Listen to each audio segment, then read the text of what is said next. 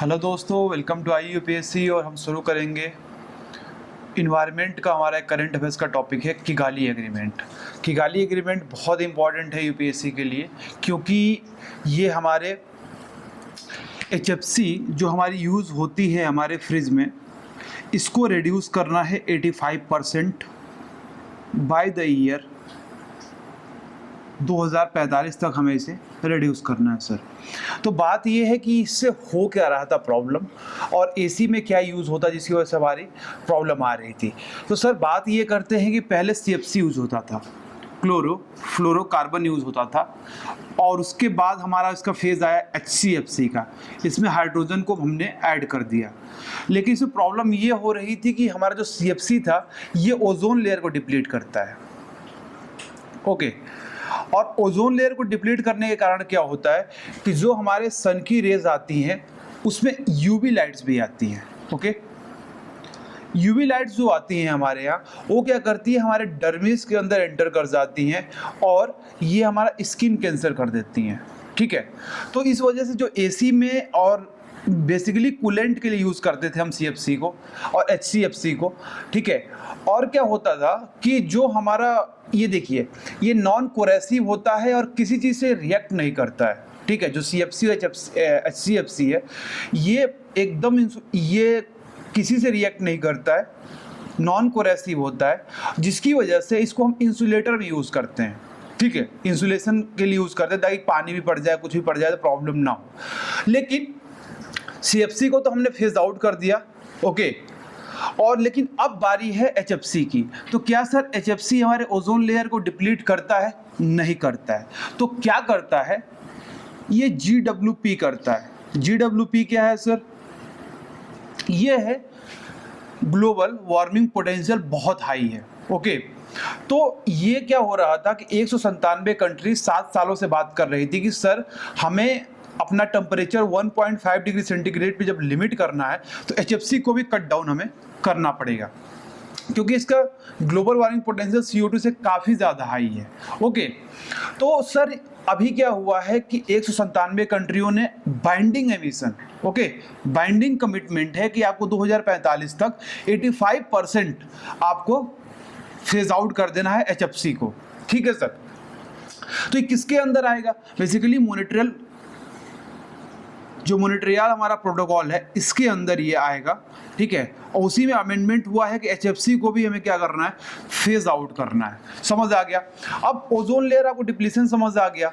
अब देखिए ozone layer पर थोड़ा सा मैं बता देता हूँ कि जो यहाँ पे क्लोरीन फ्लोरीन है ना, क्लोरीन और फ्लोरीन है, ये जो हमारी जाती है स्ट्रेटोस्फीयर में, जहाँ पे ओजोन हमारा लेयर प्रेजेंट है स्ट्रेटोस्फीयर में, वहाँ पे जाने के बाद ये क्या करती हैं कि इनका एक मॉलिक्यूल कम से कम 1000 मॉलिक्यूल ऑफ ओजोन को डिस्ट्रॉय करता है। ओके, तो इसलिए इतनी खतरनाक होती है ओजोन लेयर को। तो सबसे ज़्यादा हमारा ओजोन लेयर कहाँ पे डिस्ट्रॉय हुआ है? ये हमारा अंटार्कटिक रीजन में सबसे ज़्यादा डिस्ट्रॉय हुआ है, ये सदर्न हेमिस्फीयर में। और नॉर्दर्न हेमिस्फीयर में सर कहाँ पे डिस्ट्रॉय हुआ है? तो लंदन के ऊपर एब्रप्ट कूलिंग होने के कारण क्या हुआ है, हमारा डिस्ट्रॉय हुआ है। और सर बात ये है कि जो ओजोन लेयर हमारा डिस्ट्रॉय होता है ना, ये विंटर के सीजन में होता है। ओके, इसमें एक हमारी क्लाउड होती है PSC, पोलर स्ट्रेटोस्फीयर क्लाउड होती है। ये बेस देती है, बेस प्रोवाइड करती है ताकि हमारा क्लोरीन, ओके, और प्लस ओजोन की जो हमारी लेयर है वो वहाँ पे इंटरेक्ट कर सके, और इनके रिएक्शन होने के साथ क्या होता है हमारा कि ओजोन लेयर डिस्ट्रॉय होता है। इसको हमने 2 लेक्चर में इकोलॉजी के सेक्शन में काफ़ी अच्छे से मैंने बताया है रिएक्शन के साथ। तो ये हमारा क्या है, किगाली एग्रीमेंट। तो सर इंडिया क्या कर रहा है किगाली एग्रीमेंट को इम्प्लीमेंट करने के लिए? तो सर इंडिया क्या कर रहा है कि HFC 23 को ये रिप्लेस कर रहा है HFC 22 से। क्यों? क्योंकि जो ग्लोबल वार्मिंग पोटेंशियल है HFC 22 की वो बहुत कम है एज कम्पेयर टू HFC 23। तो सर याद रखें कि HFC हमारे ओजोन लेयर को डिस्ट्रॉय तो नहीं करता, लेकिन ग्लोबल वार्मिंग पोटेंशियल ज़्यादा है। इसका मतलब क्या है कि टेम्परेचर इंक्रीज करने में काफ़ी ज़्यादा सहयोग करता है हमारा। ओके, और इंडिया ने केवल 5 मैन्युफैक्चरर्स को मैंडेट किया है कि आप लोग HFC 22 बनाएंगे, ठीक है। और यही नहीं, आप यदि कोई प्रॉब्लम होती है टेम्परेचर इंक्रीज करने के लिए, तो जो कैप्चरिंग कैपेसिटी होगी, ठीक है, जैसे मान लीजिए CO2 है वहाँ पे, तो कार्बन स्टोर करने के लिए आप कैपेसिटी भी जनरेट करें, ताकि हमारा जो हमारे एटमॉस्फेयर का टेम्परेचर है ये मेंटेन रहे। अब देखिए सर, एक हमारा दूसरा टॉपिक है माना मदुरई टू रामेश्वर का जो ये हमारा कॉरिडोर है, ये फर्स्ट ग्रीन कॉरिडोर है। तो सर कैसा ग्रीन कॉरिडोर है? तो आपको पता है कि जो ओपन डेफिकेशन होता है रेलवे लाइन पे ही, जो डेफिकेशन होता है वो ट्रेन से सीधे सीधे रेलवे लाइन पे जाता है, जिसकी वजह से हमारा क्या होता है कि बहुत ज़्यादा पॉल्यूशन होता है और बीमारियाँ होती है। तो सर आप बताओ कि ओपन डेफिकेशन से कौन सी बीमारी होती है? 2। तो पहली बीमारी सर ये होती है कि डायरिया की, और दूसरी बीमारी होती है कि हमारी वॉर्मिंग हो जाती है, स्टमक में क्या होता है, वॉर्मिंग होने लगती है। ये 2 बीमारी क्या होती है हमारे ओपन डेफिकेशन से होती है। तो जो हमारा सदर्न रेलवे है, ये पहला रेलवे बना है जिसने फर्स्ट ग्रीन कॉरिडोर बनाया है, ओपन डेफिकेशन फ्री है, सारे हमारे टॉयलेट्स में बायो टॉयलेट्स हैं, वहाँ पर ह्यूमन वेस्ट 0 डिस्चार्ज होगा ट्रैक्स पे, ओके। और पहले ही रामेश्वरम जो हमारा स्टेशन है, ऑलरेडी ये हमारा ग्रीन स्टेशन बन चुका है। अब देखिए बात ये कि बायो टॉयलेट की बात कर लेते हैं। तो बायो टॉयलेट क्या है बेसिकली कि ये इंडिया ने डेवलप किया है, इंडियन रेलवे प्लस DRDO का ये कोलैबोरेशन था, ठीक है। और ये हमारा टारगेट ये है कि सितंबर 2019 तक सारे ट्रेन्स में हम इंस्टॉल कर देंगे इसको, ताकि हमें क्लीननेस हाइजीन मिले। और ये पार्ट है हमारा स्वच्छ भारत अभियान का, ही हमारे पार्ट है सर। अब देखिए, ये पहले ही पढ़ा चुका हूँ, पहले भी करंट अफेयर्स में आ गया है कि जो कश्मीरी रेड स्टैग है या हंगूल कह लीजिए, ये क्रिटिकली एंडेंजर्ड है। क्यों इंडेंजर्ड है सर? इसलिए इंडेंजर्ड है सर क्योंकि बात यह है कि जो हमारा डचीगैम नेशनल पार्क है, जो हमारे कश्मीर में है, वहाँ पे जो हमारा ऊन है, ओके, उल, इनकी बहुत ज़्यादा ब्रीडिंग हो रही है, ठीक है। सीप की बहुत ज़्यादा ब्रीडिंग हो रही है, जिसकी वजह से बैक्टीरियाज निकलते हैं, और जो सीप की ब्रीडिंग से बैक्टीरियाज निकलते हैं ना, तो जो इन्फेंट होता है हैंगूल का, वो दिक्कत हो जाता है, वो मर जाते हैं। इस वजह से जो हमारा हैंगूल की प्रजाति है, ये क्रिटिकली इंडेंजर्ड है। उसके बाद टूरिज्म जो डचीगम नेशनल पार्क में बढ़ गया है, इसकी वजह से बहुत ज़्यादा पॉल्यूशन होता है, प्लस सिक्योरिटी फोर्सेस होने के कारण भी वहाँ पे प्रॉब्लम आ रही है। तो देखिए सर, जब क्रिटिकली इंडेंजर्ड हो जाएगा तो क्या हमारा बेनिफिट होगा? पहली बात, जो बायोलॉजिस्ट हैं उनका अटेंशन जाएगा। उसके बाद पार्क मैनेजर और पॉलिसी बनेगी इनके लिए, और टाइम और फंड इनके सेफगार्ड के लिए अलॉट किया जाएगा सर।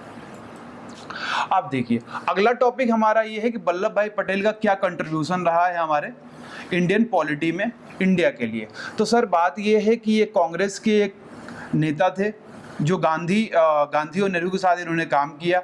और जब गांधी जी को बरडोली आंदोलन चलाना था, क्योंकि वहाँ पे टैक्स बढ़ा दिया, बरडोली एक जगह थी हमारा गुजरात में, वहाँ पे क्या हुआ था कि टैक्स बढ़ा दिया गया था।